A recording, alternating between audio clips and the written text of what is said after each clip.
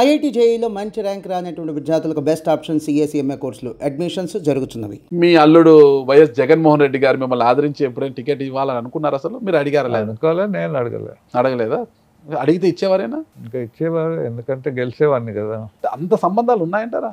అంటే ఇంకా మేనల్లుడే కదా. అల్లుడైనా కూడా సొంత చెల్లితోనే విభేదాలు ఉన్న జగన్మోహన్ రెడ్డి గారికి ఎక్కడో వాళ్ళ నాన్నకు మేనత్త కుమారుడు, వాళ్ళ తాత అక్క కుమారుడు మైకేల్ బాబు గారితో అంత సంబంధాలు ఉంటాయంటారా? సంబంధాలు ఉన్నాయి. బాగున్నాయా? మీరు చూసారు కదా, అప్పుడు నేను అక్కడే ఉన్నాను.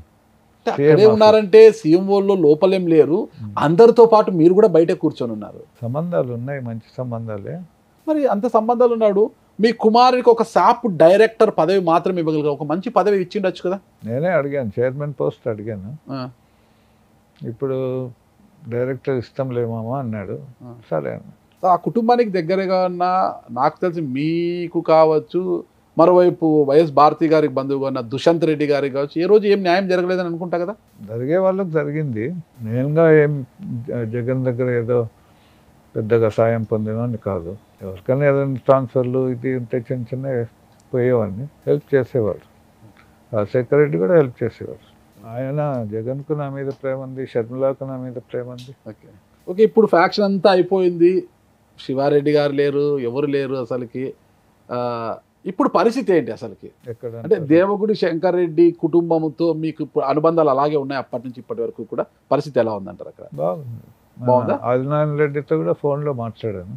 ఫోన్లతో మాట్లాడుతుంటారు. వేరే మొన్ననే, అంటే 1 month. అంటే శివారెడ్డి కుటుంబంతో సత్సంబంధాలు ఉన్నాయి, ఇప్పుడు దేవగుడి కుటుంబంతో కూడా మంచి సంబంధాలు ఉన్నాయి. శివారెడ్డి కుటుంబంతో సంబంధమే. ఇప్పుడు రామసుబ్బారెడ్డి జైల్లో ఉన్నాడు, రాజశేఖర రెడ్డి సీఎంగా ఉన్నప్పుడు. అయినా నేను రాజశేఖర రెడ్డికి ఇష్టానుసారం కాకుండా ఆయన పోయి జైల్లో చూశాను. మరి సీఎం ఇష్టపడ్డు కదా, అయినా నేను దేవుని ప్రేమతో ఆయన పోయి చూసి వచ్చాను. రామసుబ్బారెడ్డి చూసి ప్రార్థన చేసి ఆయనకు బైబిల్ ఇచ్చి, అట్లా చాలా ఇష్టం నేనంటే. అదే రామసుబ్బారెడ్డి గారు వైసీపీలో ఉన్నారు కదా ఇప్పుడు, మీ అల్లుడి దగ్గర వైసీపీలో ఉన్నారు. ఇంకో విషయం చూస్తుంటే మీరు అన్నారు రమణారెడ్డి గారు, శివారెడ్డి గారు వీళ్ళందరూ పెద్ద ఫ్యాక్షనిస్టులు అని. మీరన్న ఫ్యాక్షనిస్టులు రమణారెడ్డి గారు లేరు, అనారోగ్యం కారణంగా ఆయన చనిపోయారు. శివారెడ్డి గారు ప్రత్యర్థుల చేతుల్లో చనిపోయారు. ఓకేనా, వీళ్ళు లేరు, వీళ్ళు ఎవ్వరు లేరు. ఇంకా మీ మేనమామ రాజారెడ్డి గారు కూడా ప్రత్యర్థుల చేతుల్లోనే హత్య గావింపబడ్డారు. ఎవ్వరు లేరు. ఎలా ఉందంటారు ఇప్పుడు కడప జిల్లాలో? కొత్త తరం రాజకీయాలు, కొత్త తరం నాయకులు వచ్చారు కదా అంతా కూడా. అంటే మనుషులు మారలేరు. నాకు తెలిసి ఈ ఫ్యాక్షన్ మెయిన్గా ఏమంటే పోలీస్ ఫోర్స్ బాగా స్ట్రాంగ్ అయిపోయారు సడన్గా. అప్పటి నుంచి ఈ ఫ్యాక్షన్స్ మౌనం వహిస్తూ వచ్చారు. Okay, because of fear of police. అప్పుడు ఆయన ఎవరో ఎస్పీ వచ్చిన్నాడు, ఉమేష్ చంద్ర. ఆయన అప్పటి నుంచి, అప్పుడే నేను కూడా ఫ్యాక్షన్ వదిలేశాను. ఏ సంవత్సరంలో మీరు ఫ్యాక్షన్ నేతగా మారారు? ఏ సంవత్సరంలో పరివర్తన చెందారు? 93లో పరివర్తన. ఫ్యాక్షన్లో చేరడం 79, 80. ఓకే, 1979 నుంచి 93 వరకు ఫ్యాక్షన్ నడిపారు. అంటే 14 సంవత్సరాలు నడిపారు. ఆ రోజు దేవుడు మీకు కనిపించకపోయి ఉండింటే, మాట్లాడకపోయి ఉండింటే ఈరోజు మీరు కూడా అయిపోయినా.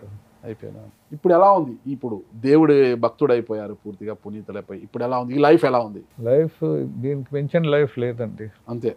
ఎందుకంటే చనిపోతే ఎక్కడికి పోతాననే తెలుసు. ఒకటి, దేవుని దగ్గర దీర్ఘాయుష్ ఉంది. ఇప్పుడు నాకు 70 years దాటినాయి. దేవుడు దీర్ఘాయుష్తో నిన్ను తృప్తిపరుస్తాను అన్నాడు. దేవుని నోట్లో నుంచి వచ్చిన మాట క్రియేట్ చేయని తిరిగిపోదు. So I have a long life to live. ఇంకా లాంగ్ లైఫ్లో దేవుణ్ణి సేవించడము, లాస్ట్కు దేవుడు ఎప్పుడు తీసుకుంటే అప్పుడు వెళ్ళడం, ఆయన దగ్గరికే కదా పోయేది. ఓకే, ఏంటి అసలు వైఎస్ జగన్మోహన్ రెడ్డికి, వైఎస్ షర్మిల గారికి మధ్య ఉన్న గ్యాప్, వివేకానంద రెడ్డి గారి మర్డర్, ఇవన్నిటి గురించి మీరేమంటారు? అసలు వచ్చినాయి చాలా డిఫరెన్సెస్. వాళ్ళకి ఏమన్నా కాంప్రమైజ్ చేయాలని కూడా ట్రై చేశాను. మీరు మెయిన్లీ సమ్ ప్రాపర్టీ మ్యాటర్స్ ఏమో ఉండొచ్చు, కానీ కుదరలేదు.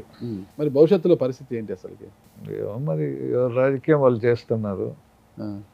ఇద్దరికి టాలెంట్స్ ఉన్నాయి, జగన్కు ఉంది, షర్మిలకు ఉంది. ఓకే, మరి ప్రజలు ఎవరిని యాక్సెప్ట్ చేస్తారో మనకు తెలియదు. పులివెందులో రాను రాను వైఎస్ కుటుంబానికి ఆదరణ తగ్గుతోంది అంటున్నారు కదా. ఈ ఎన్నికల 30,000 మెజార్టీ తగ్గిపోయింది కదా అసలుకి. దీనికి కారణం ఏమంటారు అసలుకి? వివేకానంద రెడ్డి చనిపోవడము, షర్మిల వీళ్ళు వేరు కావడము, పబ్లిక్లో ఎఫెక్ట్ వచ్చింది. ఇప్పుడు కూడా వివేకానంద రెడ్డిని ఎవరు చంపారు ఏంటి అనేది బయటపడడం లేదు. మీకు తెలుసా? నాకు తెలియదు. మీరు నమ్మిన దేవుడు మీకు చెప్పలేదా వివేకానంద రెడ్డి గారు మీ చిన్న భావని ఎవరు చంపారు అనేసి? అంటే నేను అంత డీప్గా దేవుణ్ణి అడగలేదు. ఒకటి అంత ఇంట్రెస్ట్ కూడా లేదు. మీరు వివేకానంద రెడ్డి గారు ఒక ఏజ్ గ్రూపా? నాకన్నా 2 years పెద్ద. చాలా క్లోజ్ నాకు. Okay, very close. అంత క్లోజ్గా ఉన్న మీ బావ ఎవరు చేతుల్లో హత్య కావిపడ్డారని మీ దేవుణ్ణి అడగలేదా మీరు? ఆ సబ్జెక్ట్ అంత దేవునితో డిస్కస్ చేయలేదండి. ఈ అన్న చెల్లెల మధ్య వివాదం సద్దు మనకి అవకాశం ఏమైనా ఉందంటారా? ఉండొచ్చు, ఏముందండి. శత్రువులను మిత్రులుగా చేస్తాడని దేవుని వాక్యం ఉంది. దేవునికి అసాధ్యమైనది ఏం లేదు. ఎంతమంది పూర్తి అపోజిషన్ వాళ్ళు ఇండియాలో కలిసిపోతున్నారు. నేను శివారెడ్డి కలిసలేదు అక్కడ. ఓకే, ఇక మనం రాజకీయాల గురించి మాట్లాడితే మీరు 2 పర్యాలు రాజకీయాల్లో ఉన్నారు కదా, పోటీ చేసి ఓడిపోయారు కదా. ఏపీలో బీజేపీ గెలుపుకు ప్రధానమైన కారణం ఏంటి? ముఖ్యంగా జమ్మలమడుగు లాంటి ప్రాంతములో అసలు బీజేపీ అంటే గుర్తు కూడా ఆ ప్రాంతాలకు తెలియదు. అదంతా కూడా కొద్దిగా గ్రామీణ ప్రాంతం ఉన్న ఏరియానే జమ్మలమడుగు, ఒక ఫ్యాక్షన్ ఏరియా, గ్రామీణ ప్రాంతము. అంత అవగాహన కూడా ఉండదు ఒక కమలం గుర్తు అనేది. ఆ గుర్తు కూడా అక్కడ గెలవడానికి బలమైన కారణం ఏమంటారు అసలుకి? అంటే జమ్మలమడుగు వరకు బీజేపీ ప్రభావం కాదు, అది ఆదినారాయణ రెడ్డి దేవగుడి వాళ్ళకు ఉండే ఫాలోయింగ్.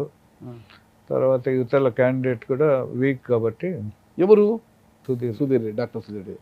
వీక్ ఏంటి? ఆయన 2019లో గెలిచాడు కదా. ఇప్పుడు మనుషులు కూడా 5 ఏళ్ళు ఒకరు ఉంటే నెక్స్ట్ 5 years కొత్త వాళ్ళని చూస్తాంలే అనుకుంటారు. ఓకే, ఇప్పుడు చంద్రబాబు నాయుడు వచ్చాడు, అంతకుముందు ఓడిపోయాడు కదా. జగన్ ఓడిపోయాడు, రేపు రాడని ఎట్లా చెప్తాం? ఆదినారాయణ రెడ్డి గారి ప్రభావం ఎంత ఉన్నా గుర్తు తెలియాలి కదా ప్రజలకి. కమలం గుర్తు మీద మీట నొక్కాలి కదా, బటన్ నొక్కాలి కదా. ఈ కాలంలో అన్నీ తెలుసండి. ఆ కాలం అంటే అంత మోటార్లు ఉండేవాళ్ళు. మనుషులు బాగా ఎన్లైటన్ అయ్యారు. మీరు కాంగ్రెస్ పార్టీలో పనిచేశారు కదా. ఈరోజు కాంగ్రెస్ పార్టీ పతనావస్థకు చేరుకొని బీజేపీ 3వసారి ప్రధానిగా నరేంద్ర మోడీ గారు ప్రమాణ స్వీకారం చేశారు. బీజేపీ 3వసారి అధికారంలోకి వచ్చింది. ఎందువల్ల అంటారు అసలు? ఎందువల్ల అనేది తెలియదు కానీ బీజేపీ వెరీ స్ట్రాంగ్ అయిపోయింది, అంతే కదా, national wide. At the same time Congress week అయిపోయింది. తర్వాత Modi is a very strong leader. ఆ స్ట్రెంగ్త్ ఇప్పుడు రాహుల్ గాంధీ పొందుతున్నాడు. Is becoming strong. ఓకే, ఒకప్పుడు అది కాదు. ఒక few years 2-3 years back Rahul Gandhi was very weak. Now is becoming a strong politician. సరే, కాంగ్రెస్ పార్టీ దేశ పరిస్థితి ఎలా పెట్టినా కూడా ఏపీలో భవిష్యత్తులో కాంగ్రెస్కు పూర్వ వైభవం తీసుకురాగలరా మీ కోడలు? అంటే సెంటర్లో కాంగ్రెస్ పార్టీ ఎంత బలపడుతుందో వాళ్ళ కార్యక్రమాలు పార్టీ తరఫున ఆ కార్యక్రమాలు ఆంధ్ర ప్రజల్లో జరిగితే ఆంధ్ర ప్రజలు కూడా కాంగ్రెస్ పార్టీని గుర్తించుకుంటే దేర్ ఇస్ హోప్. సుమన్ టీవీలో మీ పర్సనల్ అండ్ బిజినెస్ ప్రమోషన్స్ కోసం కింది నెంబర్కి కాంటాక్ట్ చేయండి.